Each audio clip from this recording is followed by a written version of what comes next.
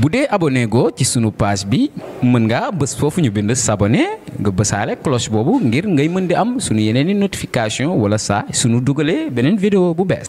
génne mooy sunu gan gi nga xam ne bi mu ñëwee dañu ko recevoir ak bras ouvert cœur ouvert mais malheureusement dafa paaka pour rey ñu te loolu lañu parewul pour may leen ka ndax bi ñu fi ñëwee ñu ni waax gaz feeñ na ci waaxu Ndar yi mu nekk ci 120 kilomètres 120 kilomètres yooyu ñu am installation yu ñu def si diggante bi muy FPSO bi fi mu nekk à 40 kilomètres ñu xëcc ko ba fii si 10 kilomètres mais li problème si 10 kilomètres yi lan moo tax ñu taamu si Jatara Jatara récif naturel la boo xam ni dañ fa nekkoon di fa dabu suñu wërsëg suñu ay maam jàppoon ko léegi ka suñu ay baay ba ñun ñii ñu yegg si war ko bàyyee suñu ay doom ñu ñëw sàcc ko ci ñun ndax BP lu nu mën a dégg mooy warkat lañu BP sàcc lañu BP ay trahir kat lañu ndax li ñu waxante woon ak askan bi su fekkonte woon respecté nañ ko tey jii duñu fi nekk di wax lii ndax bi ñu ñëwee dañ ñu digoon ni ñu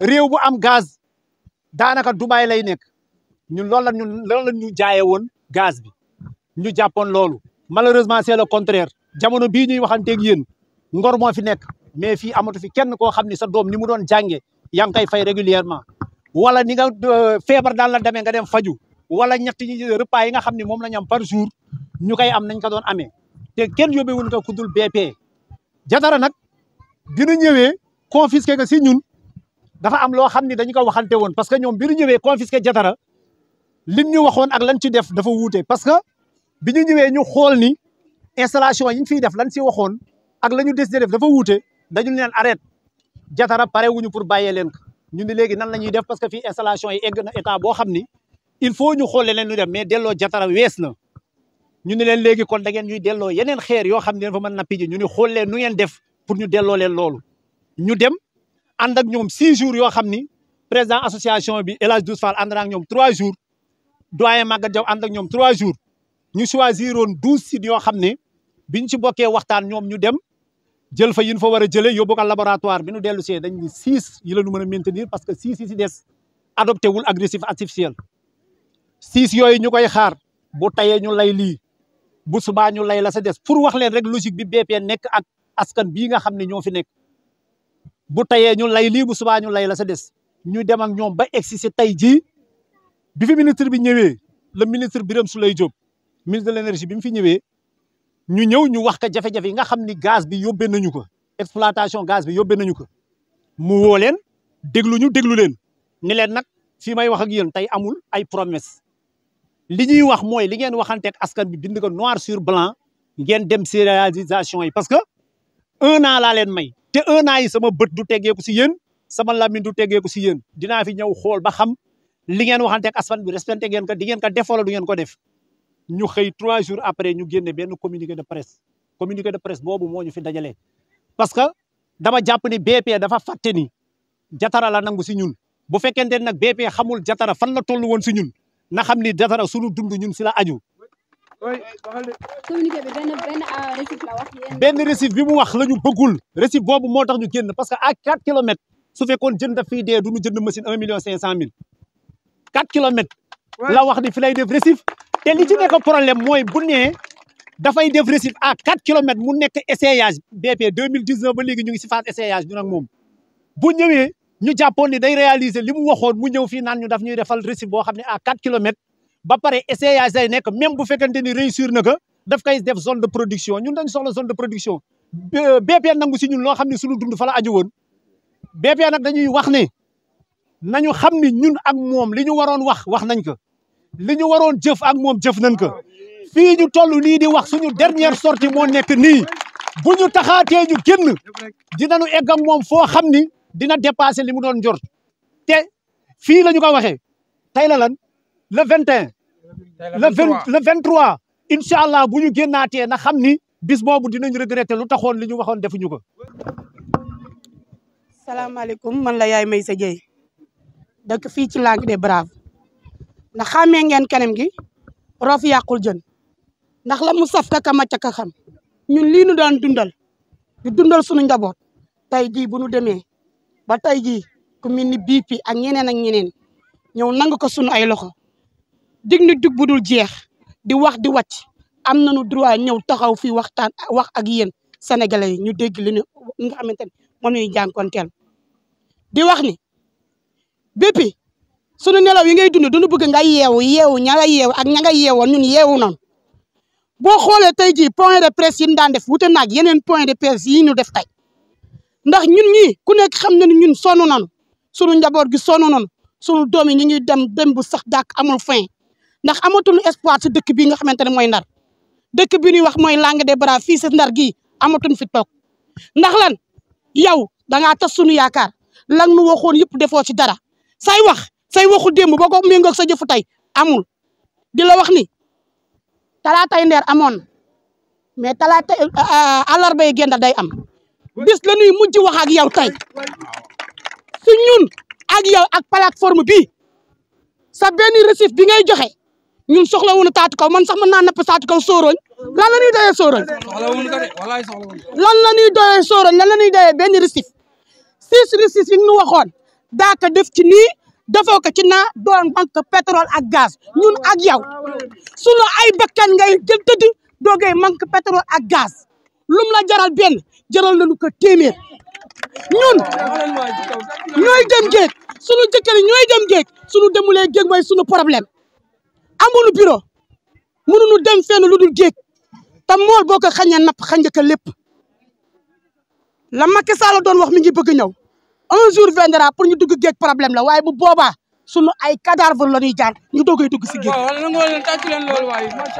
pare ngeen pour lépp mais ñun pare nañu pour tout pour joxe sunu life ngi rek fii juróom benn récif yooyu nag na ñëw te bu mu ñëwee bu mu dugg taatu kaw na dem ca biir géej ndax biir géej lañ ko soxlaa te soxla wuñu yaru géej duñu soxla fu jën di nekke ñu dem di ko napp di jox xale yi ñuy lekk.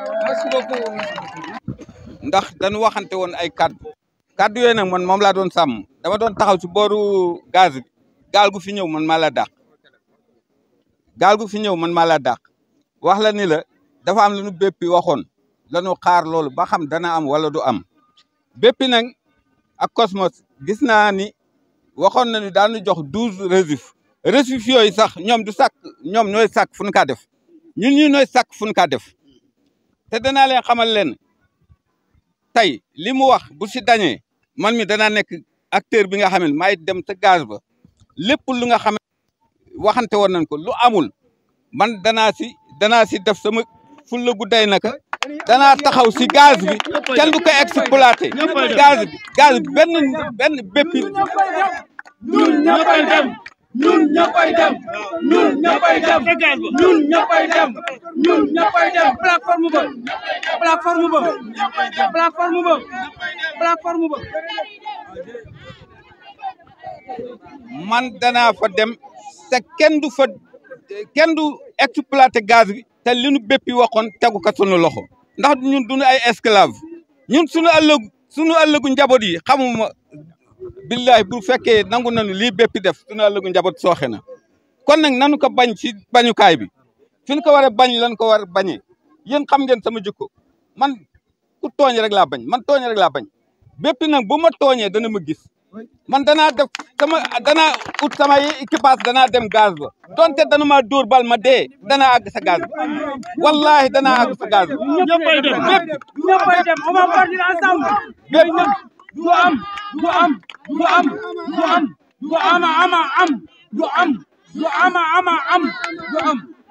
bépp na xamee ni nag ay nit ñu am engagement la waxal laamal affaire baye moom xool mboom ay mbiram fi muy teg tànkam wa ilaa bu ëllëgee dana ko rëcc wasalaam rek la ndax dañu ni boo bëggee xam da ngay ñëw laaj ñi ko dund te tey da ngeen fi ñëw di laaj ñi nga xam ne ñoom ñoo ko dund sunu mettit ak sunu naqar yëpp jatara gii la ndax ñun jigéen ñi nga xam ne ñun ñooy dëkk si kër gi dañu am lu nu naqati ndax sunu góor ñi jatara gii la nu am si la nu daan dem di am li nuy am ku ne xam na ni mool ba tey day dencal boppam day denc ëllëg léegi amatu njaboot gi tasaaroo nañu jàngu xale yi normal la tunu ndax fay bi demeetul noonu parce que amatuñu ko sa njaboot léegi bu nu feebaree balaa nga leen di faj da ngay sonn ndax lépp jatara moo nu ko xañ parce que góor ñi noo daan dem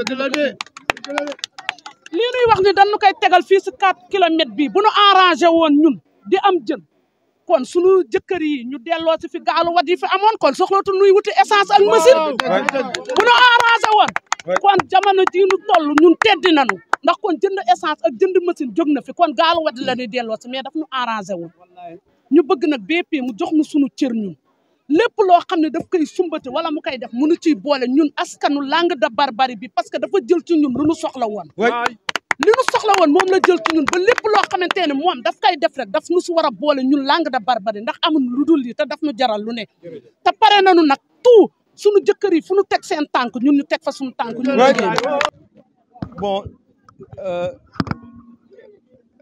ce communiqué qui est l'objet de notre rencontre ici nous a surpris parce que le 13 août passé nous avons eu une rencontre avec BP et aussi le préfet du département. On avait discuté de un certain nombre de points. Et ces points dont je vous parle, il y avait autour de ces points l'aménagement de 6 récifs artificiels au bénéfice des pêcheurs artisanaux. Mais grande a été notre surprise de voir aujourd'hui dans le communiqué que BP actuellement a signé un contrat pour faire qu'un seul récif. Et ça nous a surpris, ça nous a étonnés et ça nous a pris de court. Raison pour laquelle on s'est dit qu'on va sortir, parler avec l'opinion publique pour les sensibiliser, pour que nul n'en ignore. Parce que nos rapports avec BP, en réalité, c'est toujours la même rengaine, c'est toujours le même problème. C'est que BP n'a aucune considération envers les pêcheurs. BP n'a aucun respect pour les pêcheurs.